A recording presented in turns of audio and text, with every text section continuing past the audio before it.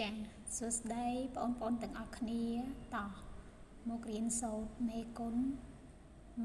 2តោះអញ្ចឹងយើងសូត្រមួយបងប្អូនទាំងអស់គ្នា2ម្ដង2 2 2ដង4 2 3ដង5 1 2 4ដង5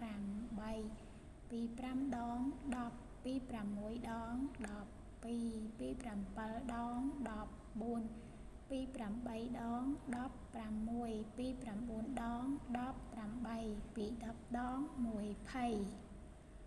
ចាអញ្ចឹងយើងសូត្រមួយចប់ហើយបងប្អូនទាំងអស់គ្នាអញ្ចឹងយើងចាប់ផ្ដើមសូត្ររៀងញាប់បន្តិចតោះ2ម្ដង2 2 ដង4 2 3ដង5 1 2 4ដង5 3 2 5ដង10 2 6ដង10 2 7ដង14 2 8ដង10 6 2 9ដង10 8 2 10ដង20